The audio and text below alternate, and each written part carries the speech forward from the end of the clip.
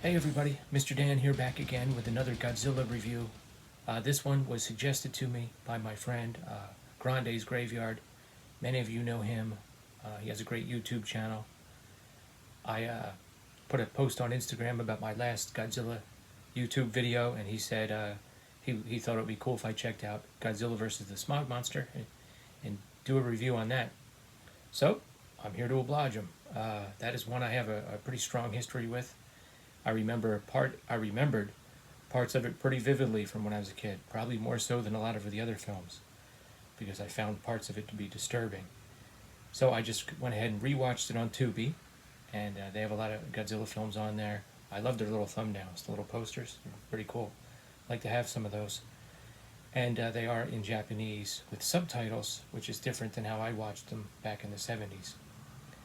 So this is under the title of Godzilla vs. Hedorah. And make sure you check out Grande's Graveyard and check out the short film he did, Down by the Bay. Okay, he did a great job on that. So that's the first kind of interesting thing that happened that caused me to review this film. And then while I was watching it, something really odd happened. Weird coincidence, but I'll get to that in a minute. Let's just talk about the film. Yeah, this one creeped me out as a kid. The basic plot is that this creature, Hedorah, the smog monster, as you may have guessed, is made out of pollution, or it's tied into pollution, whereas a lot of the films, Godzilla, the origin of Godzilla is that he was created from the atomic age. Well, in the 70s, pollution and polluted waterways in particular, they were big news. There was a big movement to get them cleaned up, and a lot of attention was being paid. So this film opens with a song about pollution, and that's not the only one. There's at least one more. So I like it. I don't know if it was written for the movie, but I do like that. Most of the exposition has to do with pollution. Anyway, let's get to the plot. We have a marine biologist who is visited by a neighborhood fisherman who brings him an odd specimen that looks like a tadpole, but it's about a foot long. So they don't know what it is. He's never seen anything like it. And it eventually kind of turns to like charcoal and disintegrates. But he decides to go look for it.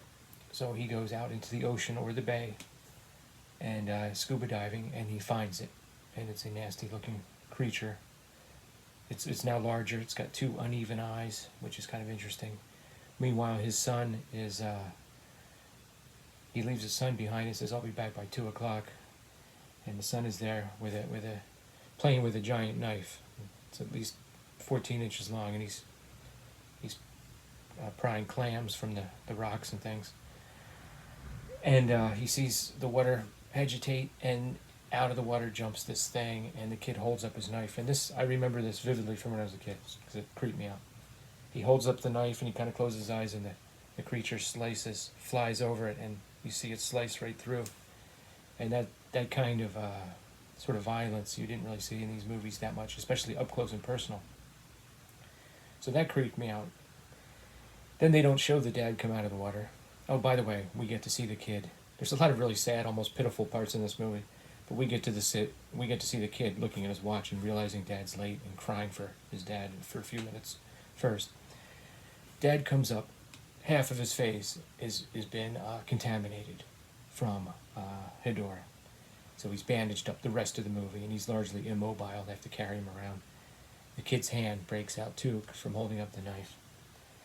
And then we quickly flash forward to some news reports of some ships being attacked.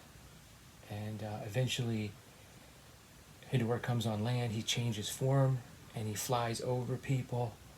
He emits this ooze, and people collapse in coughing fits and get sick. In some cases, they actually skeletonize. You see actually like skeletons of people wearing clothes, and there's this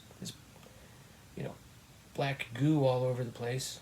This from Hedorah. He leaves it behind, and it's like kind of poisonous. So you see some violence in this film that you don't usually see in a Godzilla film. And there's several newscasts in the film that sort of update you on the death toll. So whereas the violence against humans is implied in a lot of other Godzilla films, in this film you actually see it. It's kind of creepy. At any rate, Godzilla makes an appearance, as you may have guessed. The little boy seems to have some kind of connection with him. Um, he comes, they have several battles. He uses his atomic breath on the pollution in the water, and on Hedorah it has mixed results. Hedorah buries him, and then buries him or puts him in a pit, and then buries him in slime. He throws Godzilla around like a rag doll. He even though he's in his walking form at one point, he's way bigger than Godzilla. He picks him up and he flies in the air and he drops him on a mountain. Godzilla tumbles down the mountain. That's kind of like round one, and then at the end they have another battle. Meanwhile, the scientists have figured out a weakness that involves electricity. I won't say too much more about that, but it's kind of, if you've seen The Thing from Another World, and it's kind of like that ending, but on a large scale. And if they have problems with the electricity, Godzilla can apparently jumpstart it with his atomic breath. Not sure how he knew that, but he did. And and I won't tell you exactly how the climax comes about, but you can guess. So, plot aside, let's just talk about what a bizarre movie this is. Okay, you have all these scenes of the pollution and the slime that King Ghidorah leaves behind. It's also from the 70s, early 70s, so it's got like a late 60s, early 70s groovy hippie vibe going on. The scientist and his wife are friends with a younger couple. Maybe they're like related somehow, I forget. But they're like at a disco, and they're flashing these pulsating projections on the wall, and it's all funky and groovy, and the singers have face paint on, and at one point the guy looks up and everyone's wearing like fish masks. I don't know if that was in his mind or not, but there's a lot of really surreal, weird stuff in this movie. So Hedorah flies over this disco. He drops like a whole bunch of sludge, and it comes down the steps. And I never made this connection before, but it reminded me of the Blob a little bit. It comes down the steps, but then it goes back up, and it leaves like a little residue. But then they have a close-up, and now it seems like it's 4 inches thick. So there's the continuity was funny there. But there's a kitten stuck in it. Meowing pathetically. I mean, I'm telling you, this movie has some nightmare fuel. They also have 3 or 4 animated segments, about a minute each. I'm not sure if they were conceived by kids, maybe even drawn, at least partially by kids. But it's almost like something a child would imagine. Factories like eating plants and things like that. They're really weird, strange stuff. It's one of the reasons I love this movie. You have that, you have the violence, you have Godzilla reaching into the Smog monster and pulling out, pieces of him. Just kind of the thing you didn't see before. Just a strange thing. Oh, the hippies, at one point, the young people, I call them hippies, they gather in a circle, and I don't know what they're trying to do. They're trying to channel Godzilla or send positive vibes. I don't know what they're doing. But it backfires, and Hedorah attacks them, and they take torches and throw them at him. There's some weird stuff in this movie. Like I said, the kid has a bond. The other weird scene that stuck with me when I was a kid. The kid and his parents are on a roller coaster, or maybe it's the aunt and uncle, I don't know. He's in the front, okay, and he starts getting nervous. He's like, Godzilla's coming. They're like, what? What are you talking about? And he goes up the top of the roller coaster, and they have a freeze frame of like a silhouette of Godzilla in the background. And they freeze frame it. It was so weird. I remember when I was a kid, I was like, what was that? That was weird. Just strange. Other than that, other than the strangeness, it's a pretty interesting film. It's different in a lot of other ways, too. A lot of the battles take place in industrial areas. There's a lot of factories with smokestacks in the background. It's not the typical destruction with the city. There's a limited number of military people involved in this one. Some really good shots of Godzilla framed with the sun, and the rest of it's pretty bleak, though. Just like this polluted sky. They really hammer home this pollution message in this film. I like that. And I like the way the scientists kind of figure everything out. You know, since the smog monster is like actually like sucking in the smoke from the smokestacks.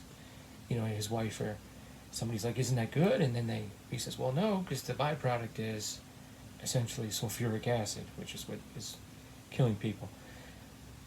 So the scientists have a pretty good role in this. The humans have a pretty good role in this. They have to figure things out about, you know, they're taking specimens. The scientists are doing what they're supposed to do. They're not just bystanders. You know, they don't have little daughters running around saying cutesy, annoying lines. Anyway, um, the kid has some weird link, like I said. Godzilla does this weird gesture a couple times.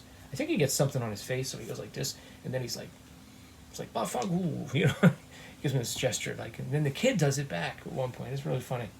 Uh, I'm not an expert on all the different variations of the Godzilla costume. This was in the era where the eyes became a little more cartoonish. I didn't like that as much. The neck seemed to be a little extra long, and a couple scenes it was kind of like floppy almost, like it was a little bit flopping to one side instead of straight up. So I did notice that. Other than that, it looked pretty cool. I mean, it was, you know, it did all the things that that era of Godzilla films did well, and in this film they did them differently. I really like this one. What do you guys think? Have you seen Godzilla versus the Smog Monster, aka aka Godzilla versus Hedorah? If not, it's on Tubi. If you're a fan, if you're curious, if you want to see a different type of Godzilla film, check it out. Oh, the other thing that happened was while I was watching the movie, I was watching on my iPad. The TV wasn't available. So my friend Kenny sent me a message on Instagram. Kenny's Movie Pals, check out his channel. That the suit actor who played Hedorah died. This happened while I was watching the movie. I mean, the news of it happened while I was watching the movie. He was the suit actor for Godzilla for many films. In this film, he was the suit actor for Hedorah. And that happened while I was watching the movie. And I'll put his name up on the screen. That was weird. That was totally weird. I told Kenny, I'm watching it right now. You know, strange stuff. Okay. So once again, I just wanted to say happy birthday to Grande's Graveyard, and thanks for the suggestion. Have a good one, brother. Let me know in the comments below what you think of this one. Later.